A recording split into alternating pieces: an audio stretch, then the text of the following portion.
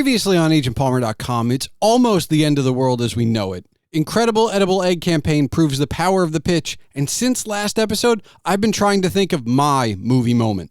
This is the Palmer Files, episode 178, featuring Phil Gerbyshak, who's teaching, which is what he originally went to school for, but his story and trajectory are anything but linear, as you'll soon hear. But we also discuss writing origins, reading, curiosity, trying new things, being brave, or is it just confidence, and how no is an acceptable answer. Are you ready? Let's do the show! 21 years I've been writing online because I had an outlet. I would say I'm not for everybody, though.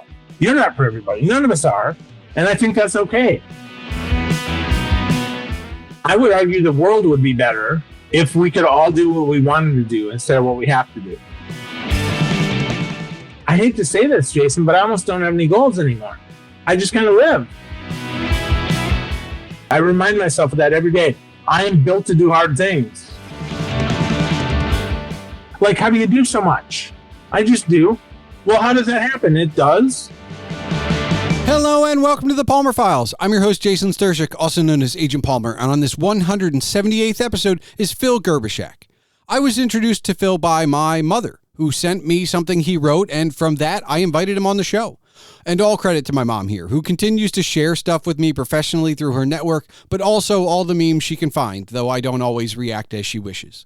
But what came from that article shared with me is what you are about to hear, a conversation where Phil and I discover our similarities and our differences, where we dig into what it's like being a teacher, Phil's writing origin, writing when inspired, finding our voices, not having any more goals, taking time to slow down, avoiding burnout, doing, not remembering, and much, much more. But first, remember that if you want to discuss this episode as you listen or afterward, you can find all related ways to contact Phil and myself in the show notes. You can connect with Phil on LinkedIn or read his happiness practices with Phil's Substack at happyaf.substack.com. Don't forget you can see all of my writings and rantings on agentpalmer.com, and of course, email can be sent to thepalmerfiles@gmail.com.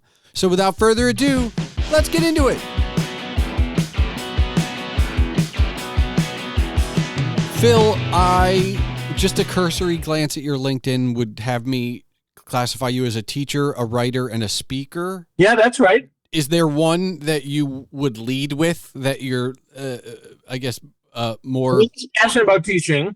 Okay. I would say that I write often, and sometimes I get called to speak. Okay. So I would say teacher. Okay, so first then, thank you for being a teacher. I feel like it feels like a profession that doesn't get enough respect, even though we all admit it needs to. Thank you.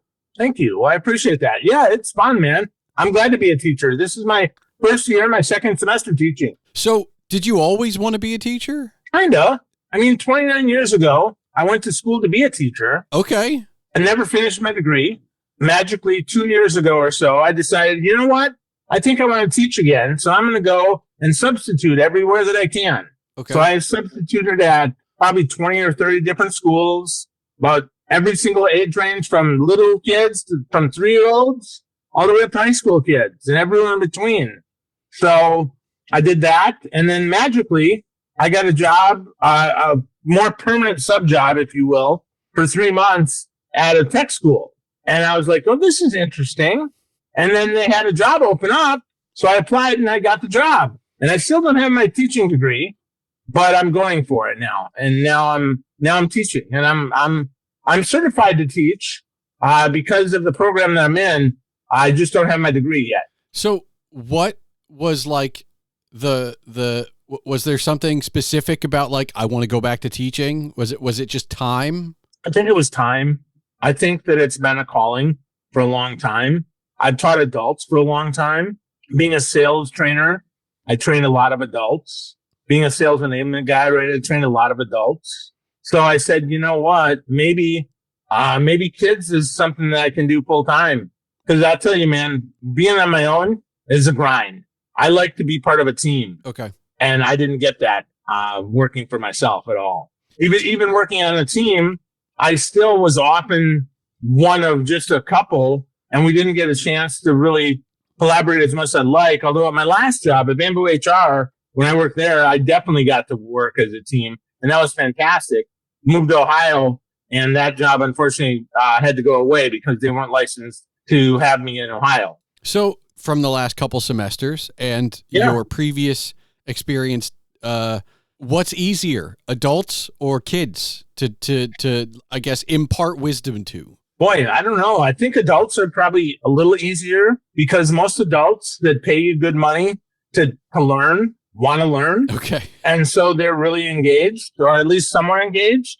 Kids are tough because there's 30 of them, 20 of them in a class at a time. And you have to really kind of entertain is the wrong word, but I don't have the right word. Each of them differently. You have to engage them all differently. So I think that's much harder in a classroom. I have no authority really over them other than the fact that I'm a teacher and they don't have to listen. And many times they don't. So that's very hard for me. I like to work. I really enjoy people who want to learn. Have you been, I guess, a curious, have you been a lifelong student? Is that, I guess is what I'm asking? Absolutely. Yeah. I had my own podcast.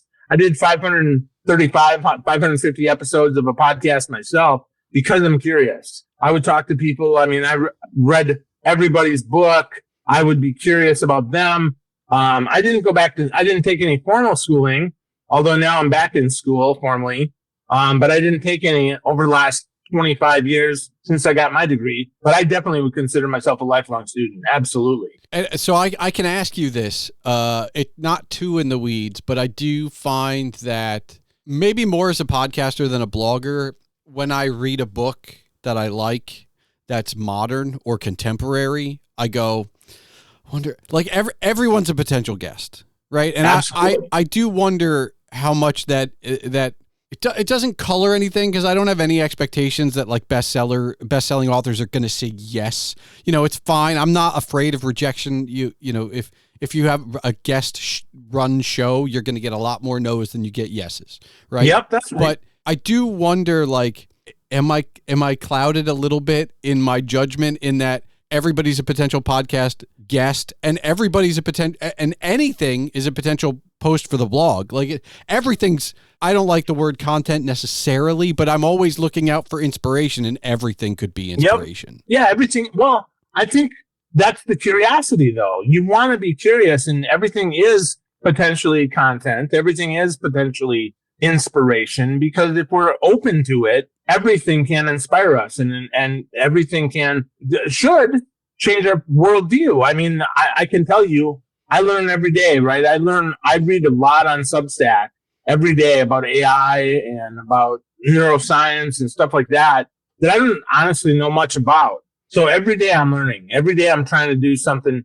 a little different, because I want to bring that to my students. Okay. Now, instead of wanting to have them as a podcast guest, now I'm thinking, oh boy, I wonder if I could zoom in and have them be one of my guest lecturers. So it's the same. Okay. Yeah. I have you run into any hurdles as far as being a lifelong student? Well, I think AI has changed the game, because AI makes things faster. I don't have to research like I once did, using air quotes there. I can throw it in the chat and I can find 10 sources without half trying. Okay. And I can compare those 10 sources much easier, whip them together in a large language model like Google Notebook. And I don't think that's a challenge, but it's an opportunity. But it does make me go a little shallower than I used to go. I don't read as many books as I once did, Jason.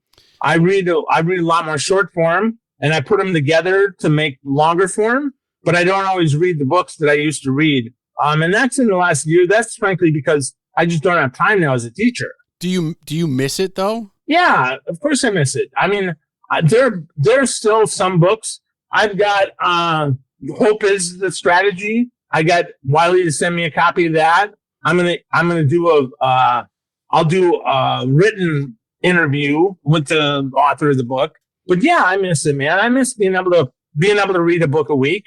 I don't have that kind of time anymore. What were you reading? Like anything? All business and nonfiction. Okay. I would read one fiction book a year. I used to joke, I'll read that one fiction book a year whether I want to or not.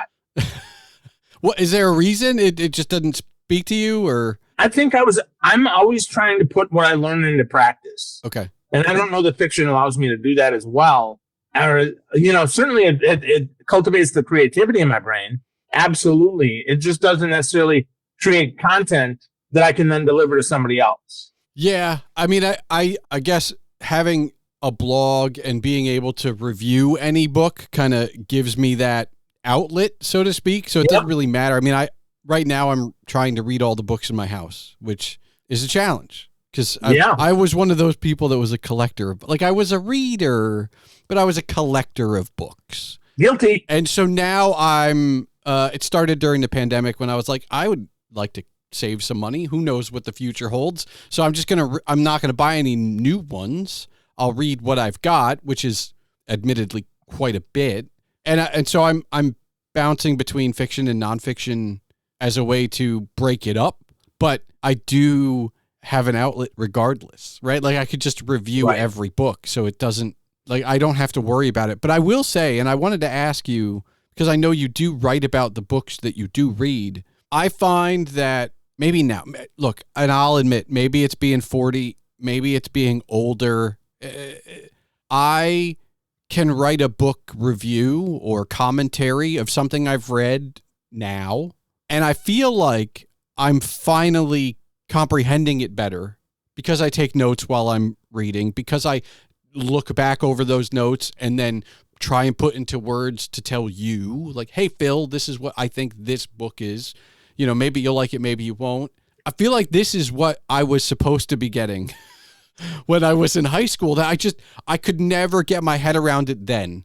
And even in my 20s, I don't think I was reading, but I don't think I was getting the comprehension I'm now getting. Yeah, I would agree with that. I think being 52, I'd say I'm the same way. I think I'm finally getting it as well. I think some of it is we do slow down enough to actually enjoy the book and learn from the book, as opposed to, I have to read this for school. Okay. Yep. I think that's really hard, right? Having to read it for school changes the game. Yeah. Because there's no more enjoyment. It's like exercise. Being forced in gym class to do push-ups, I hate push-ups. Okay. Not because I really hate push-ups. In fact, I quite enjoy them.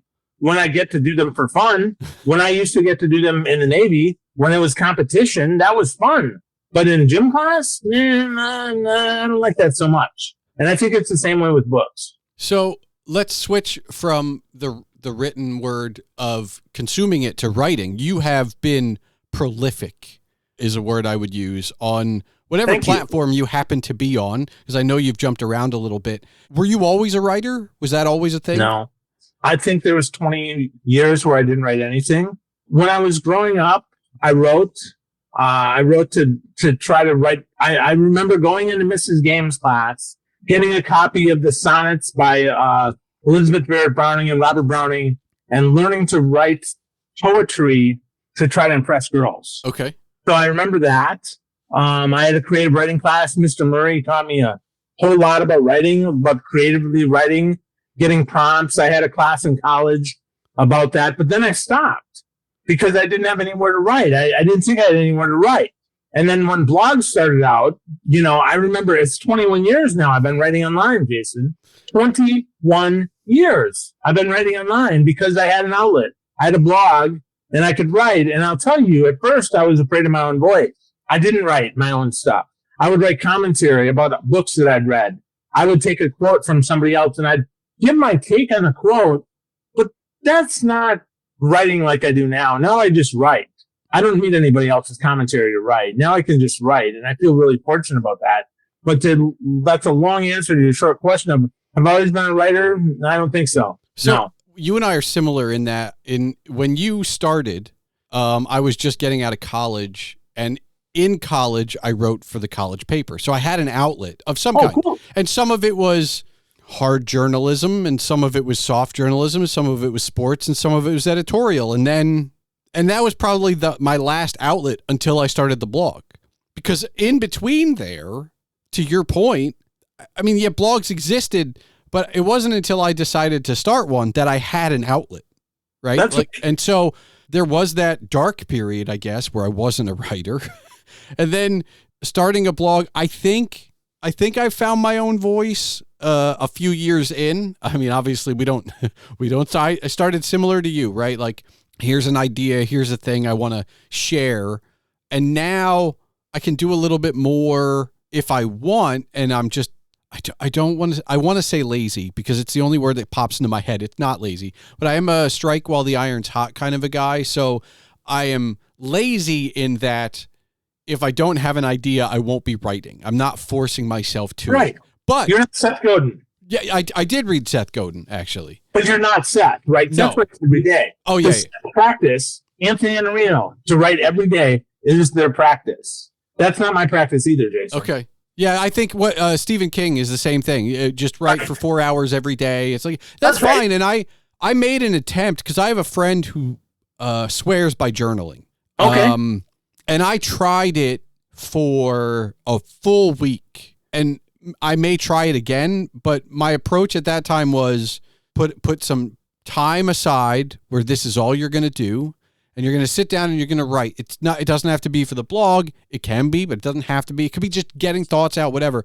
I found that it was the most negative stuff, but for whatever reason, I wasn't getting it out. Like I was just putting it on paper and then thinking about it for the rest of the day. So I was like, this is not working for me. Like I just not, and I do want to get back to a little bit. Like you, I also wrote poetry to impress women. I haven't in a long time. I kind of want to get back to it. It feels like I need to go back to writing not blogs, I guess. Oh, there you go. I don't know where to start. And again, I feel like treating it in that when inspiration hits, go. I just haven't had any inspiration for verse, I guess, is the thing. Yeah. But, oh man, I need to write, but I don't need to write every day, I think is where I'm at right now. Same. Yep. I mean, I always joke that I surprise myself with my weekly newsletter because I'll write 3 or 4 months ahead sometimes. And when it comes out, I'm like, oh, that was really good. That's good advice for me. Oh, wait, I wrote that. Good for me. I've done it where I used to maybe 10 years ago have a fairly large Twitter community that due to the change in Twitter, everybody went to different platforms. So I don't really have the same community I used to. But at that time, I was still kind of like I am now where I'd write ahead like you do and schedule stuff out. And somebody would like write a quote and like tag me in it. I'd be like, that's really good. Where'd you get that? And they're like, oh, that's from your post. Really? Like, and I don't know what I'm approaching, right? Like it's decades old. I don't think I'm at 21 years yet, but I know I'm over a decade. And so I don't remember. And the same is for the podcast too. Like I know people that have recorded thousands of episodes and can still quote guest and episode number, right? Like, and I'm just like, thank God, like I keep organized with spreadsheets, like where I can go like this date, this title, or like this date, this guest. Without those. Yeah. And without them in front of me, don't ask me about my show or my blog because I might remember. Probably won't remember. Yeah. And I think, and this leads me to my next question for you, which is I am like that, not because I don't honor and enjoy what I've done, but I'm always looking ahead at what's next. Yeah. And so it's really hard for me to think about it. Like, yeah, I can sometimes, if I'm really bad at it, like I draft stuff, but I forget to schedule it. And then I'm like, oh, this has got to go out today. Okay. But most of the time I'm far enough ahead where like, I don't remember what's coming out this week. Yeah. Do you have any tips? Like, or is it that's just the way it is? I think that's the way it is for a lot of us, especially if we write when we're inspired and we don't write as a practice. Okay. I think that happens because we write when we're inspired. When we're not even necessarily thinking about writing. Although it happens, we might pop up and get an idea. I mean, you talked about journaling. I've tried journaling. I journal now and then. I'm not a good practice journalist. I'm a better practice writer than I'm a journalist. I promise to write 1 article a week, 7 a.m. Monday morning, come hell or high water every single Monday. And that's my goal there. And I think I missed 1 since I moved to Substack.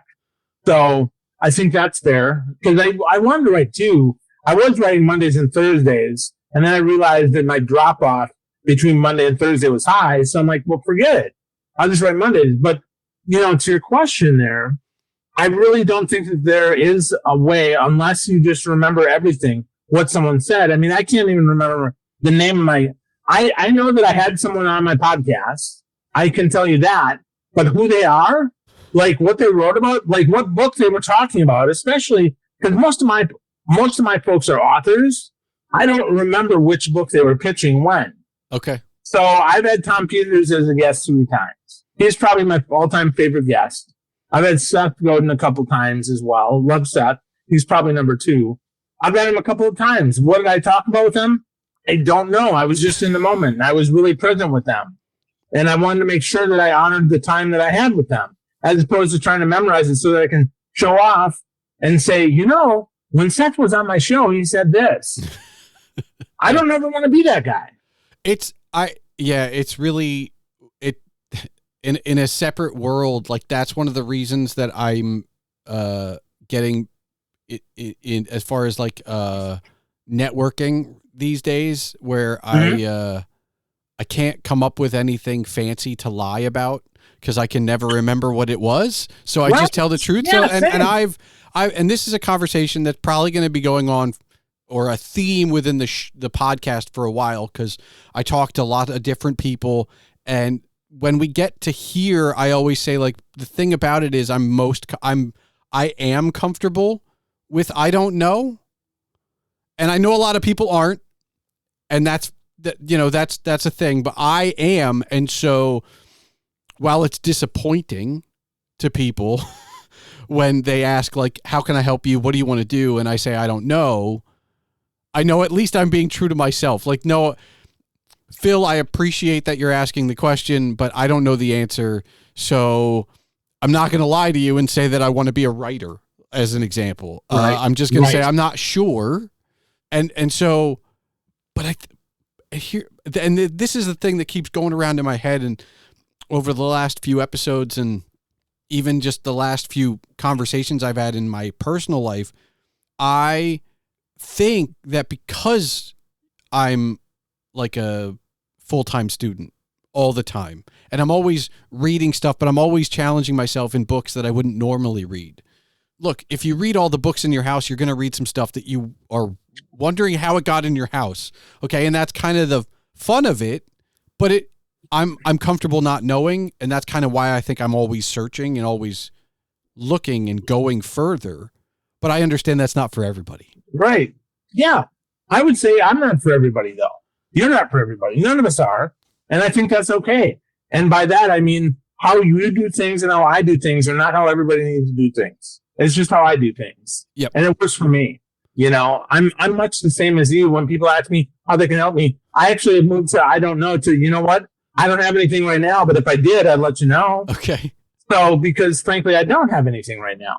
Like, people are like, what do you want to promote? Nothing. Information, right? Like, I want you to go deeper. If you want to go deeper with me, I want you to check out my Substack, but I'm not trying to monetize you. I mean, I offer the ability to pay on Substack because it's an experiment. I want to see if it's going to work or not. I want to see what that engine looks like. I want to see under the hood, which is pretty fun, but that's not for everybody. I read Matt Collier, and Mac is all about maximizing subscriber value. Fantastic. That's what he wants to do. Fantastic. Go for it, man. That's just not me. That's totally cool. I think that's great. I can't tell you how much I appreciate you saying that, because I guess my whole thing for the blog and this podcast is that I'm maximizing it for me, because if it wasn't fun for me, I wouldn't be doing it. Right. So that's right. It's really hard. I enjoy talking to people, but I reaching out to strangers on the internet and trying to just go through the motions, it wouldn't feel right to me. Maybe I could, I think maybe I'm good enough I could fake through it. Like, maybe some listeners wouldn't know, but I would. And that's, that's the end. That's where the buck stops, really. Yep, that's right. Yeah. I think you're intellectually honest enough to tell yourself that if you're faking it, you don't want to do it. Yeah. So why not? So then why do it? Right. I think that's why we write as inspired writers as opposed to writing as a practice. Because I don't want to fake writing. Writing is kind of sacred to me. Yeah. Yeah. And let me ask then, are you, because I have this like weird tick when it comes to writing where sometimes I will throw alliteration in just because I can. It doesn't necessarily belong. It would probably be better as like a spoken word thing, but sometimes it's really fun to throw in. Absolutely. Absolutely. Because it is fun. The words are fun, man. I mean, tomorrow, here, ready? I'll give you my joke that I'm going to post on my LinkedIn tomorrow. Ready? What's brown and sticky? I have no idea what's brown and sticky. A stick. See, bad joke, but awesome joke. It's one of my favorite jokes of all time because it's like, you know the answer. You just don't know you know the answer. So for me, super fun. I'm throwing that in tomorrow's LinkedIn post. So it's the reason that I love the Marx Brothers. I love the Marx Brothers. I wouldn't necessarily, I would say some of their jokes are highbrow, but a lot of their jokes are just like your stick joke. Like they're perfect. They're not lowbrow. They're not highbrow. It's just the definition of a joke. Yep. We're going to do a play on words, and as long as you're all right with a pun, you're going to have a good time. Yeah. Yeah. So I for like 30 days, 40 days, I shared I called it a groaner, my groaner of the day on Facebook.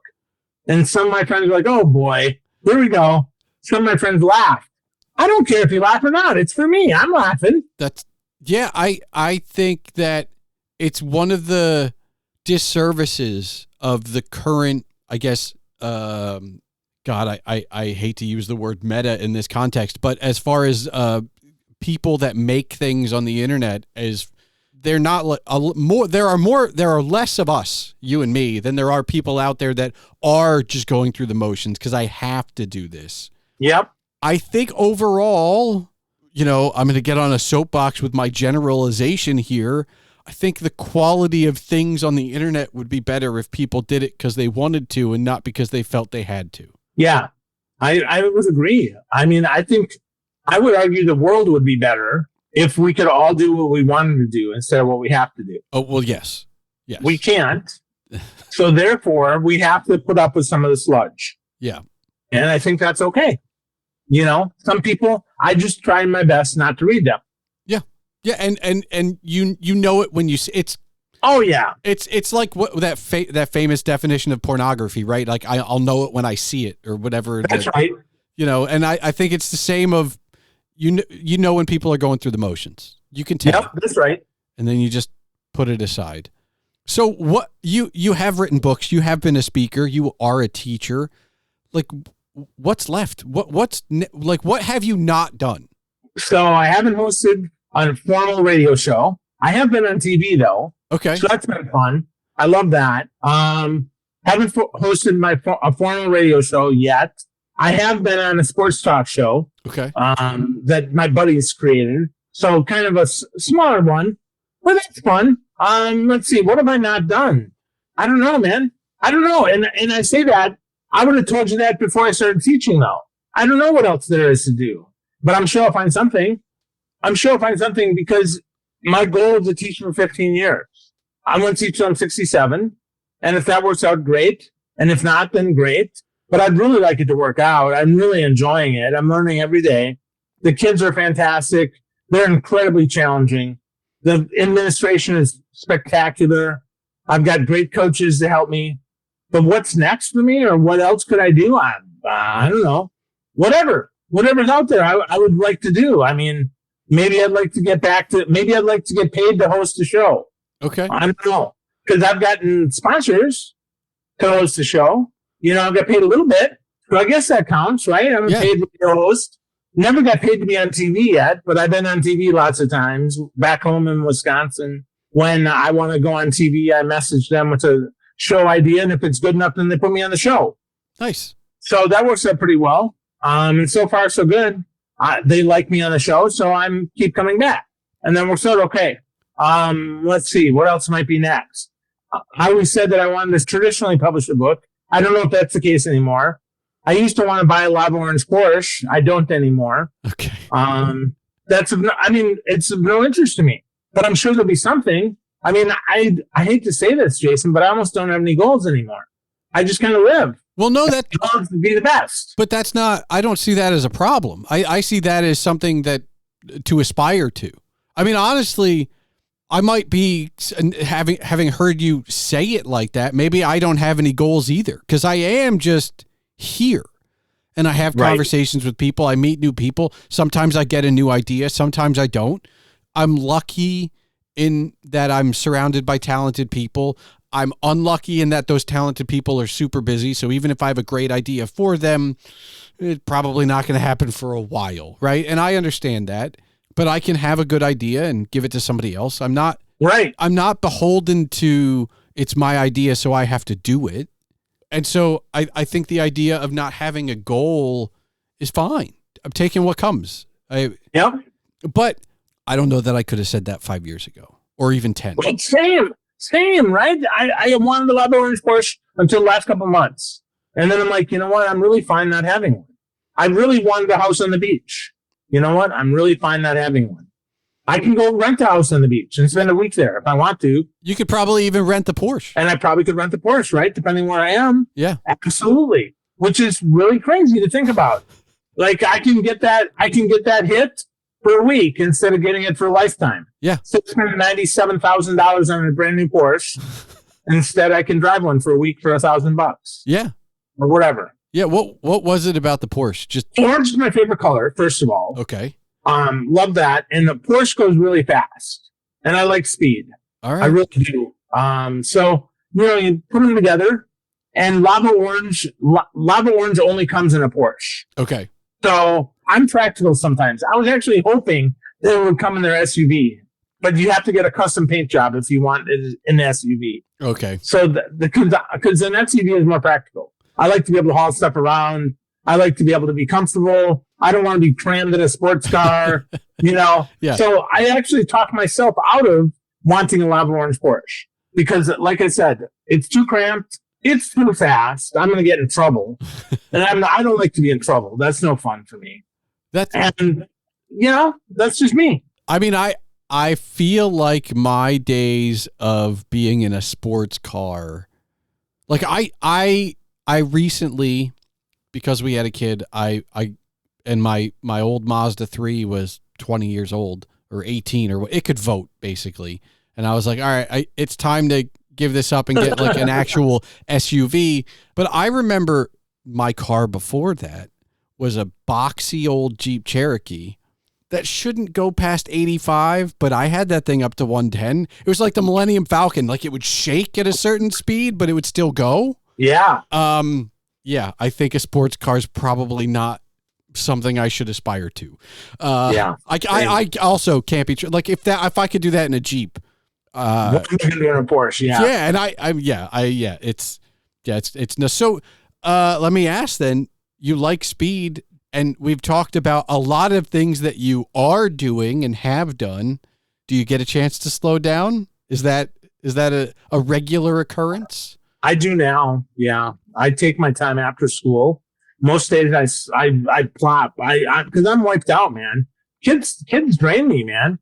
They totally make me tired because they make me think in 30 different ways every class. And it's really hard. And I got to think about how to engage them. So I slow down every day after school.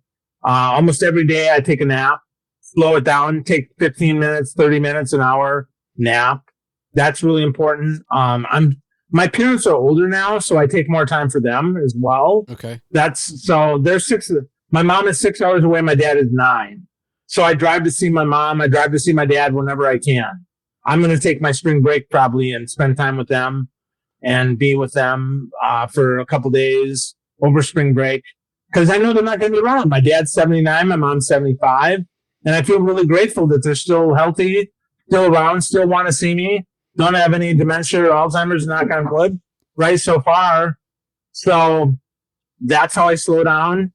I did listen to a fiction book this year already, which is amazing. I listened to it twice by Mitch Albom. It was fantastic. I'll probably listen to another one. I'm halfway through one. I hope I get through it. If I don't, I don't. So I'm slowing down that way. And I'm walking more. I'm going for walks. Are you? And that's what I slow down too. When you're walking, headphones? No headphones? Oh yeah, yeah, always headphones. Yeah, music, podcast, audiobook. Music. Almost always music. Okay. Now I was podcast when I had a day job. It was all about being the best. So I was all about how do I pump as much information into my ears so that I can learn more and be the absolute best at being a sales enablement guy. Now that I'm a teacher, not that I'm still striving to be the best, man, but I have a coach now, and I try to implement one new thing a week because that's enough. The kids would freak out if I did too much. I would freak out if I did too much. So now it's one thing a week. So that slows me down too. Was it that go and the getting all the information? Is that the reason that you're slowing down more now? Yeah, I think so.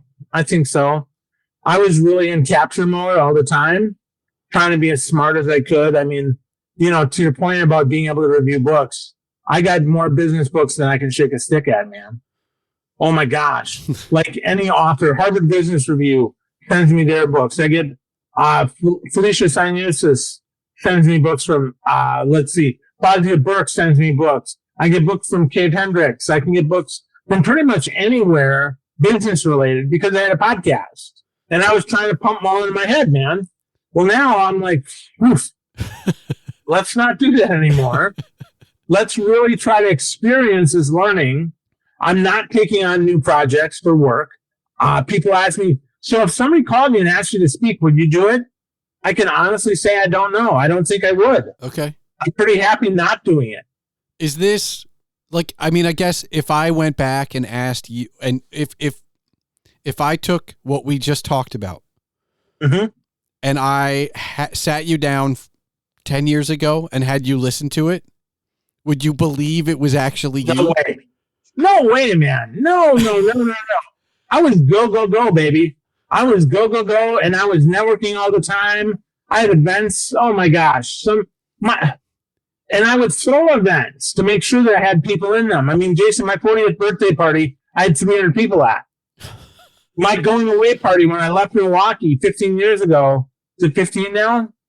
I can't exactly remember, but whenever I left Milwaukee, I brought 400 people together because I wanted to connect them all before I left. And many of those people are still friends. So I love that. That was really fun. And I say that in the past tense. Well, so this does come up because hearing you talk about it, and I know it was fun and it sounds like it was amazing, but I have to ask, were you approaching burnout? I don't think so. Okay. You could have kept it so. potentially. I really loved it, man. It was really fun. And I don't think I was. I think that, I was doing what I loved, just like I do now. Okay. I just love less now, but I think burnout is about who you're with. And I've been really fortunate that I've been able to surround myself with some amazing, amazing people that make sure that I don't get burned out because they refill my cup all the time. I was never pouring out of an empty cup. Okay. My cup was always half or more full. And the people that are my friends still pour into me. And I think that's really important. That's how you avoid burnout. It's not about doing more or doing less. It's about, are you getting your cup filled? In fact, I would argue now here in Ohio, I have less friends and I feel more burned out some days. Are you, so would that make you an extrovert or an introvert? An extrovert. Okay. Yeah, capital E extrovert for sure. I get pumped up being around people. That's the first thing you and I are opposed on. You're an introvert. I enjoy people, but I'm more tired after. Like I could easily be at your 400 person event and I could easily work the room. I'd need a few days to recover from it. Okay. Sure. That wouldn't feel, I'm not saying I wouldn't have fun. I'm not saying I couldn't do it, but it would empty my cup to do that. And then I'd need the just me and my family, just me, to kind of start filling it up a bit. Sure. Although it is weird because I'm also an introvert with a podcast and I reached out to you, right? Like it's not, so it's not like I'm just closing in on myself. Then, to use Dan Pink's word and everybody to sell as human, you're an ambivert then. You flip your version based on who you're talking to and how you're talking to them. Yeah. And sometimes you need to fill your cup with one thing. Sometimes you need to fill your cup with the other thing. Yeah. Yeah. I guess so. I do find it weird because I always thought that the ability to turn it on. I guess I always took the ability to turn it on for granted. I always just assumed that other people could do that too. Oh, no way, man. That's funny. I did too. And then fuck, can. Then it's work because it's work for most people. Yeah. But again, though, I think that's your curiosity at play. You're not really turning it on. You're just being curious again. That's fair. I wonder if I ever lost it because I wasn't. I'm a reader. I'm back into being a reader again, and the blog has helped with that. But I would say from college, maybe 10 years after college, I wasn't really reading. I wasn't really writing. I wasn't doing either of those things. And now, while I don't do them, I do the reading daily, but I don't think about them. I just do them when I can. And I can't imagine living without them, but I can go back. I know for at least a decade, I didn't do either. Yeah. That sounds wild to me now. Yeah. And I guess that's kind of where you give me hope because you didn't know you were going to be a teacher, but now you can't imagine not. Right. All right. Well, so whatever's next, don't know what it's going to be, but it'll be wonderful. Absolutely. Be open to yes. You have to be open to yes. Yep. I think so. I think that's, there's one thing that kind of transcends my life. It's being open to yes. Because I really have no idea what's next. I really have no idea what else I'm going to do. But I know that I'm going to say yes. And I know it's going to be fantastic. Even if it's really hard. This teaching is really, really hard. It's really hard. And I love it. It is awesome. It is really hard. I remind myself of that every day. I am built to do hard things. Were you always that way? A lot of things came easy. So no, I don't think so. Okay. A lot of things came really easy. But I guess looking back, I did a lot of hard things. I got my brokerage license. That was hard. I got a job in Silicon Valley with a company that served Wall Street. That was really hard. But at the time, it's just what I did. I didn't think about it. I just did. Talking to Seth Godin is a big freaking deal. Yeah. That was hard. I had to reach out to him. That was hard. At the same time, I didn't think about it. I just, I wanted to add value to him. He's got a new book coming out. Seth, would you be interested in coming on my podcast? I'd love to help you promote your book. And once he said no, and 2 or 3 times he said yes. Okay, that's cool. Tom Peters told me he didn't have anything to talk about. And I'm like, you're crazy. We should take one of your slide decks and just talk about that for an hour. Yeah. So I don't know. Have I always done hard things? I don't know. I don't think so, but maybe I did. When you were pitching to guests to be on your show, were you ever afraid of no? No, I didn't care. In fact, I got pitched more than I pitched. Okay. So I was not afraid of no because no is always an acceptable answer. Has to be. When you ask somebody a question, now that being said, I'll tell you, it's hard in the rest of my life sometimes to ask for fear of a no, but not on my podcast because they're rejecting the show premise or they're rejecting the fact that I only have, X amount of listeners or whatever. Yeah. Okay, that's fine. You're not rejecting me. Nobody said, Phil, you suck, dude. I don't want to be on your show. Yeah, no, that's fair. It's the one place where I've learned to not fear rejection, that I've allowed it to not fear. I've allowed it to permeate the rest of my life. So I don't really, everything else is just kind of the same. Right. Yeah. But I need guests. This would be boring if I was talking by myself. And so I need guests, and I'm going to get more no's than yeses. And so that's just the number. It's just a numbers game. This is the way it works. And you have to get used to that. And when I was looking for a job, after I looked for a job before I had the podcast, then I was afraid of rejection.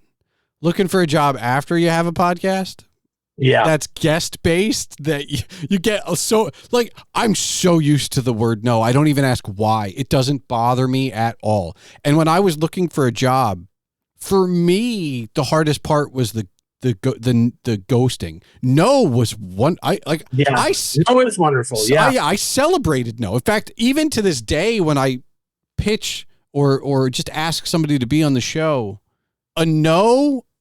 If you told me no, you'd get a thank you from me, because I am so happy you responded at all. In fact, I would say that no is more rare than yes these days, because it's either a yes or I don't, or crickets. Yep. You say no, I'm gonna send you a wonderful thank you. it's just awesome. It's just, and I in turn try and do the same thing when I get pitched. Well, I mean, I always try and say yes. I mean, I started my podcasting career was 100. Well, I mean, it's still ongoing, but I started with over 100 episodes on other guest appearances on other people's shows before I started my own. Yep, same. And there was a part of me for a long time that was like, why should I start my own? It's so much fun to just show up and talk. I don't have to edit. Yep. I can promote that episode, but I don't have to promote it over and over and over. Heck, man, like what am I doing? But I mean, I'm thankful I took the plunge, but I think seeing it done over 100 times from the other chair, probably more valuable. Yeah, I agree. I did the same thing. I was on tons of people's shows. I would do a text interview, but I didn't want to do the editing. So guess what? So I just went live, and I never edited an episode. Okay. And were you, I've been a guest on some shows that were live, so I think now I'm a lot more comfortable than like the first time when somebody's like, all right, you're there's no safety net. It's like, oh no, there's no editor who's going to save me from myself. Were you always, I mean, it took me a while. Were you good from the get go? Yeah. I'm actually more comfortable live because I know I can't edit, and that way I don't have to worry about it. Then I don't think about what I said. I think about what I have yet to say. Okay. And it makes it a lot easier for me. So that must make teaching super, like not easy, but it must make being in front of a classroom easier. Yeah, that's the easy part. The hard part is the curriculum, because I'm teaching technology. I'm teaching them how to code. I was looking ahead at my slides for next week, and I'm like, wow, how am I going to teach this to these kids? It's really hard. Did you have a tech background as well? Yeah, I was a VP of IT. Yeah. Okay. That's actually where I got started writing. I started writing management articles for Slacker Manager. Okay. That's actually how I know your mom, Jason. Okay. Because I would write Slacker Manager, and I had a management blog. And then, she and I met in Chicago, 2009, 2008, something like that. Yeah. And, she happened to be speaking at an event in Chicago, and I happened to be at a blogger conference. I gotta say, your story is just, I love it so much. And part of it is that you, I mean, at any step, it would have been enough. Like, you didn't have to start writing. You know what I mean? Like, you didn't have to start writing. You didn't have to start speaking. You didn't have to start a blog. Not like you had a good career, and to many people, that could have been enough. Right. Yep. But I don't know if it's that curiosity and that open to yes, and that, well, why wouldn't I? I guess it's the why wouldn't I that I appreciate, because that's kind of where I'm at right now, where I don't know what's next. And some people give me ideas, and I'm like, I don't think that's for me. And I'm willing to say that. But some people give me ideas, and I go, I could try that. But you never settled. And that's, I don't know if you've heard this, but Phil, that makes you very unique, because a lot of people in your original position wouldn't have started writing. I suppose that's true.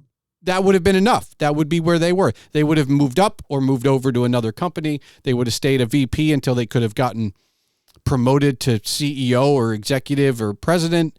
And that would have been that. They wouldn't have, I wouldn't call yours a lateral move, but they wouldn't have gone, hey, I'm going to do this other thing. Yeah, but they were lateral moves, though. I never moved up. I hit my spot, and then I moved around. I became director, became a VP again, was an individual contributor. I moved around almost all lateral, some even down, because I wanted to try new things. I mean, and now it's fun. It's kind of like it's like hearing you talk about it and saying it makes a lot more sense. But like, was it ever scary doing it? After I did it, after I said yes, sure. I mean, I still have days where I'm scared to teach. I'm like, what am I doing here? Like, these kids are so smart, man. They work really hard sometimes, and some don't work hard at all. Why'd they pick me? For sure, I have some days like that. But it's always after I do it. I always jump first. Okay. I always jump first. I mean, I certainly was afraid of not having any money on my own, but I was never afraid of the work I was doing. The work I was doing was always good work. And I think that's what kind of held me on there, is that even though I was in an unfamiliar, uncomfortable situation, I knew that I figured my way out before, so I would again. I think there's your next book. Like, people need to know that. Like, I don't think people appreciate that where they are, wherever they are, was not easy to get to. I think that, and again, your story specifically, especially because you are willing to jump first. Yeah. I don't know. Do you feel brave? Because it feel like, I mean, listening over here, Phil is brave. Okay. Thank you. I don't feel brave. I just feel like I do what I do. Like, people ask me, like, how do you do so much? I just do. Well, how does that happen? It does. I don't know. I say yes. How do you get on a podcast? People ask me and I say yes. How'd you write a book? I said, somebody told me I should write a book, so I did. How'd you become a teacher? Well, actually, somebody came up to me and said, hey, we have a job opening in Coleraine. Are you interested? Yeah. You should apply. Okay. I'll try that. That sounds fun. I'll give it a shot. Why not? Again, I'm open to yes. So I think that's more than brave, Jason. I think I'm just willing to take a leap. And I don't think it's brave so much as maybe some of it is just I'm confident enough to know that I can figure anything out.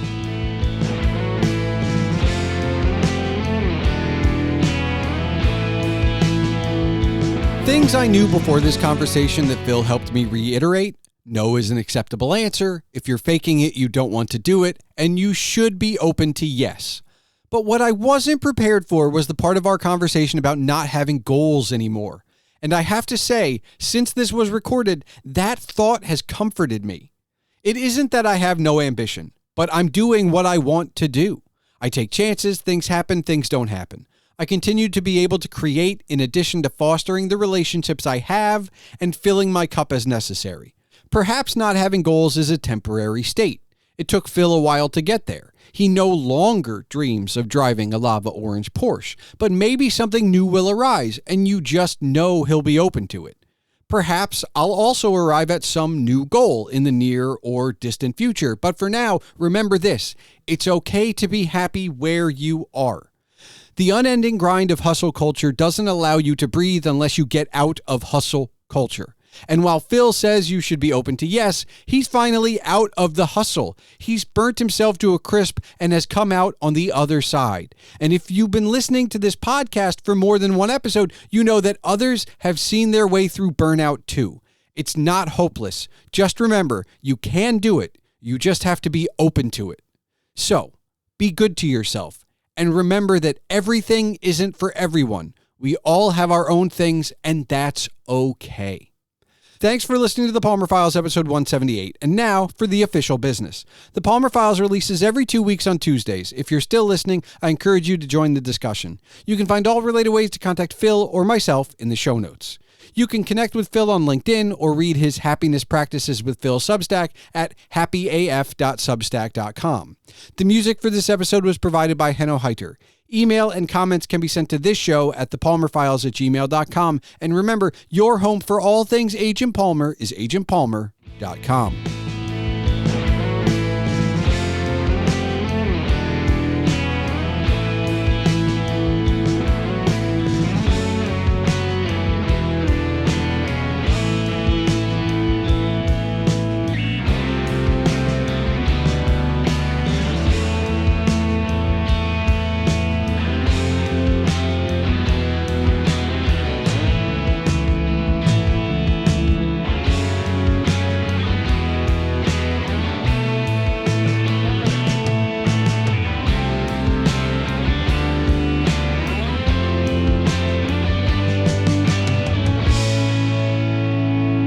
All right, Phil, do you have one final question for me? So what's your next leap? What are you going to do next, Jason? Ooh. So it's dangerous because, obviously I have a kid now, and I think at one point, though, we were pretty behind it. I don't know. We kept it close to the vest, right? We didn't tell a lot of people. I think fatherhood was the next leap. And especially because I'm the stay-at-home dad.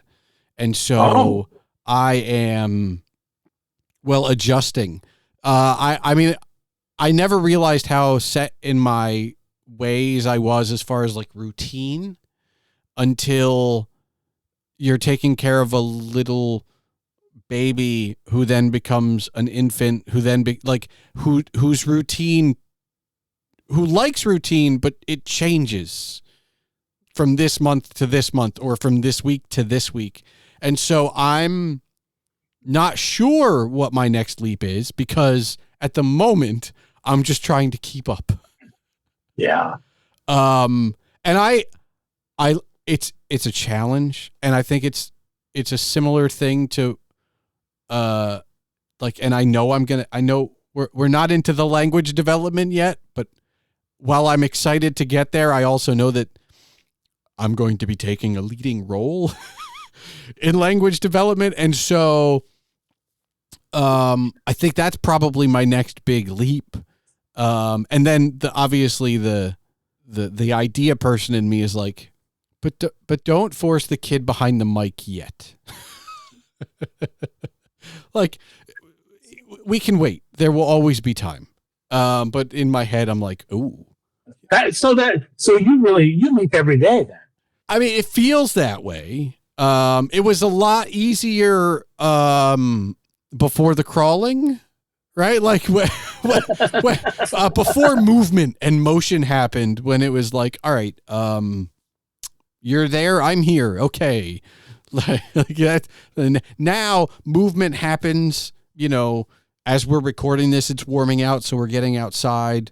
We're not walking yet, but I'm sure by the time this releases, who knows, right? Like there's a lot there. I think it's one of those things. I think I always took for granted that I would eventually have a kid. And then through comical relationships, it was like, oh, well, I'll just be alone forever. And then through coincidence, met my now wife, and then we had a kid. And so part of that was being open to yes. When we met through a podcast community, and she was in Phoenix and I was in Pennsylvania, and we were long distance for quite a while, and we were open to it. And then I asked her to move in with me, and she said yes. And it's kind of been and then she was here for a year, and COVID happened and the world shut down. And thank God when we were a long distance relationship, we talked a lot. So we really knew each other. We weren't one of those couples that during the pandemic got to know each other.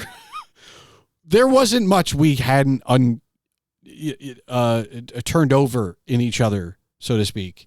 So now it's just trying to be there. And you know what? I think my next thing is not for me. Steph had a blog, and at one point, before the pregnancy that gave us a child, she was streaming on Twitch, and she hasn't been back to streaming since. And she's slowly starting to write a little bit more guest posts on my blog. I would love to see her go back to her own full-time, whatever full-time means, once a month, twice a month, whatever that is. And so I'm slowly trying to push that out.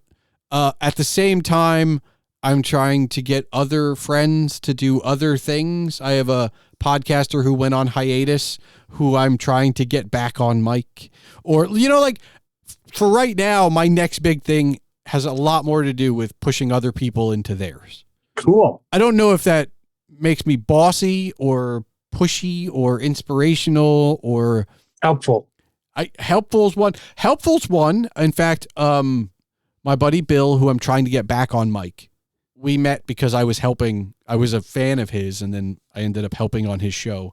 He always joked that I should have a business card, especially for the brand, because before I started my podcast, no one knew me as Jason, right? Like I was Agent Palmer and that was it, right? I hid behind that quite a bit. And so all he knew me was, he knew my name, but like I was Palmer. And so he always said that I should have a business card that said Agent Palmer, helpful motherfucker. And just, that's it. That's just the business card, right? There are times when that's the part I do miss, that collaboration part. Maybe that's why I'm pushing everybody to do their own thing, because I know they'll ask for help and I'll be able to, because this is a very lonely enterprise. Yeah. I like talking to you, but when you go away, when we stop recording, I edit by myself, and then I listen back by myself, and I write the show notes and the intro and the outro, and I record that by myself, and then I promote it by myself. And it's not until I record the next episode with someone that I get to collaborate again. And so I'm pushing everybody else for their thing so I can help them with it. Pushing for collaboration. Sounds awesome. Yeah, I guess that's my next leap, is I want to get back to the collaboration part. Awesome. That sounds like fun. You know what? I have a pride in my work. I enjoy what I do. It's not nearly and it is fulfilling, but it's not as fulfilling as with someone. Sure. Same. And I understand. I feel like I'm preaching to the choir. Yes, sir.